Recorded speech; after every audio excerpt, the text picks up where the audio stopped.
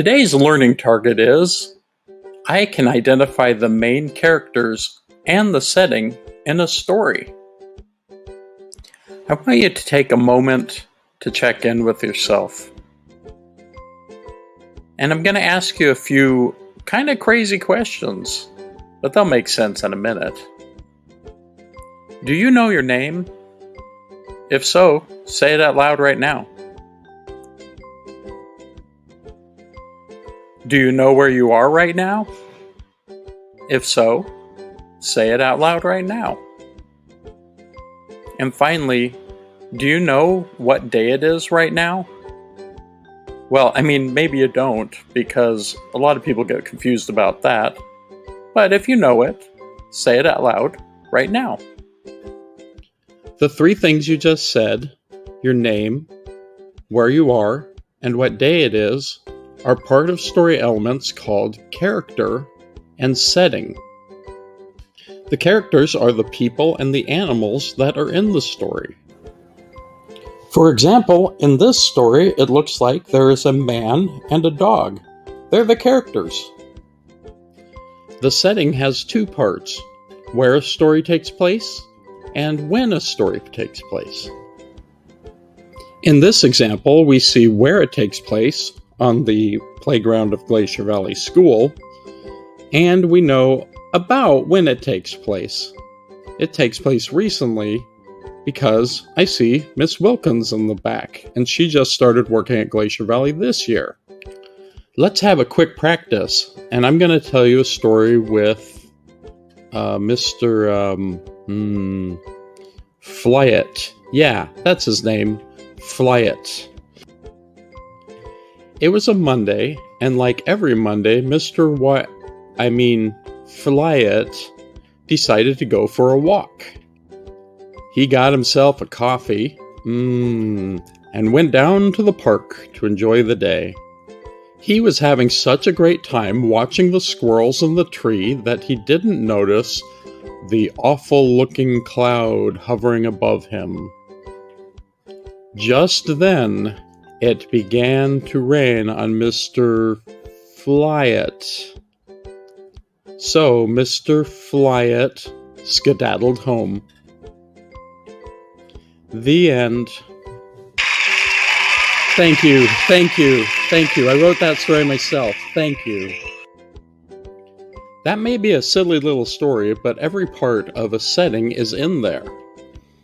To begin with, let's look at the characters in this story. Who were they? Go ahead, say it out loud. I hope you said Mr. Flyett, because he is a character in this story. You might have said the squirrel, too, and if you did, you're right, but there's a difference between the two of them. Because the story is mostly about Mr. Flyett. He is the main character. We consider the squirrel to be a minor character and therefore not very important to the story. The story is mostly about Mr. Flyett.